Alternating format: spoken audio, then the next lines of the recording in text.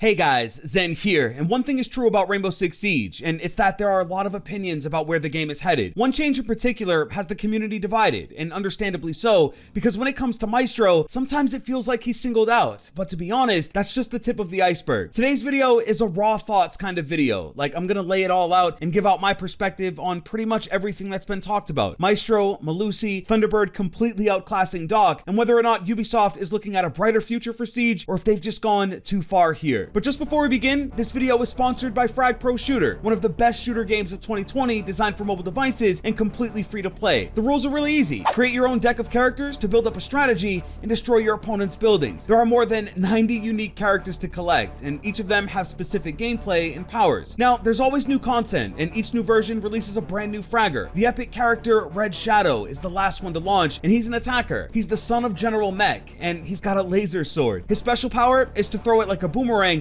and if it hits, he automatically teleports behind the enemy and deals massive damage. Now, in Frag Pro, there are 3 different game modes. Payload, where you've got to be the first one to escort your cart to victory by reaching the center of the map with your cart. A 2v2 mode, where you and a friend or random player build up a deck of 6 fraggers with each of you choosing 3 of your favorite heroes. And Street Frag, where there's only one building to defend and the map is smaller, so matches are much quicker. And if you guys need to find people to play with, join my club, the Zen Squad. There's also free rewards for you, only thanks to the link in the description, even for those who have already installed Frag. You'll get 1 golden chest, 500 coins, and 50 diamonds worth $6. And so guys, join the 70 million players and 1 million active players every day by downloading Frag Pro Shooter. And yeah, let's get back to the video. So one of the biggest pieces of criticism from player to developer of Rainbow Six Siege is Ubisoft's constant move to nerf operators. I hear this all the time. Instead of nerfing operators, why not just buff the ones who aren't doing so well? And I don't think there's any better example of this than Maestro. Now, I used to think Blitz was the operator with the most change throughout the years for Siege, but at this point, I think that title belongs to Maestro. Just recently, if you didn't know, they're making it so that his Evil Eye features shattered glass. Basically, any attacker is able to walk up to an Evil Eye, melee it once, and shatter the glass. It doesn't destroy the gadget, but it makes it impossible for Maestro to see out of the turret, and so the other half of his utility is expunged. And even though Maestro is one of the best defenders in the round, the feedback with this change is still pretty harsh, because ultimately, it is another nerf. And while we're here, let's just list them off. The Alda, Maestro's main primary, used to have a built-in hipfire mechanic that made it more accurate when hip-fired, and that was removed. It used to have an ACOG, and even when the rule came out that all 3 armors on defense would keep the ACOG, Maestro still lost it. They made it so that Twitch and Thatcher could open up the turret and expose its weak point,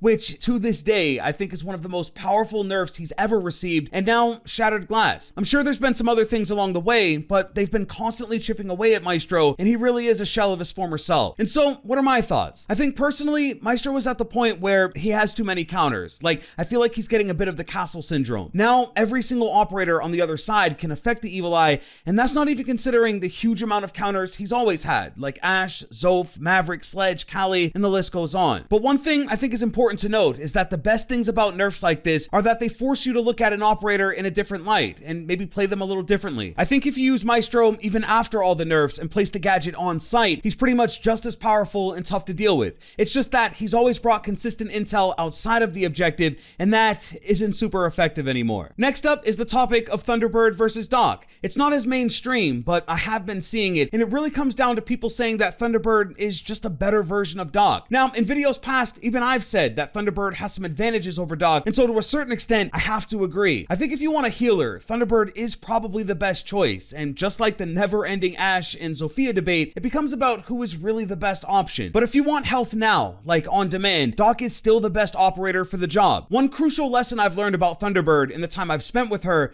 is that it is surprisingly important where these Kona stations are placed, because if you put them in common spots or gift one to Mira, no one ever gets the health they need. Sure, health will be shot out, but most of the time it ends up overhealing an operator over and over again, which means when someone is desperate for health, the stations are on cooldown. There's a real mastery with the placement of these things, and you'll notice newbie Thunderbird players not really making the best of them and not really having an effect for the team. Now, as long as Doc has them available and he isn't greedy, you'll get the stim when you need it, and as long as he has line of sight, he can tag you from across the map. It isn't doom and gloom for him now that Thunderbird is here, and so I think the devs did a solid solid job at introducing a powerful and effective new healer into Rainbow Six Siege. But I think it's a totally valid topic. Is Thunderbird just a better Doc? And is it now RIP to the Frenchman? But to be real, I haven't been using Doc like at all, basically since Shadow Legacy, and I know I will be using Thunderbird a lot. And so for me, Doc is taking the back seat. But one operator that's been hit even harder is Melusi, and this is easily her biggest setback. At this point, you guys get it. Melusi's Banshee is now a one-shot gadget. After an attacker walks into it, the weak point opens up and you can shoot it out with just one bullet, and it's definitely had an effect. In ranked, I've seen almost no Melusi bans. There's still plenty of Jackal and Mira bans, but it's less and less with Melusi, and it's got everything to do with the fact that the Banshee is no longer a big threat, and it's just huge that they decided to go all the way in this direction. The fact that you had to get close enough to melee it was the threat. It made it so that if you wanted to get rid of the utility, you had to take that risk, and it acted like a much better version of barbed wire in that state. With barbed wire, there are the counters, mainly explosions, but you either walk through it or risk the melee to get past it, and it's one of the more punishing secondary gadgets because of that. Now, I know the devs are going for a sort of choice here. No matter what, you have to step into it, right? And so you have a choice to make. You either hold your angle and keep your sights up, or you focus on the Banshee and risk taking it out. The problem with that is the line is paper thin. If the Banshee had more than one health point, then I think it makes total sense, because it'd take you more than 1 second to deal with it and cost you some of your magazine like a frost mat does. But because it only requires one shot, it can be dealt with like immediately. And I know the situation will pop up where you choose the Banshee and get your head torn off, but I just don't think there's a big enough risk to warrant a Melusi pick. And hey, I get it, she's frustrating, and so I'm probably not talking to too many people here. I just think other elements can also have an effect. Now, Ashe is last up, and I've got to be totally honest. I think this nerf is 100% warranted. This operator has dominated, just absolutely top of the food chain in Rainbow Six Siege, and I think the biggest reason for that is the R4C. The R4 has been considered the best gun in Siege for a long time by a lot of people, and I don't think there's any top 5 list out there that doesn't include it. Solid power, large magazine size, perfect recoil, and the sound. The sound is just,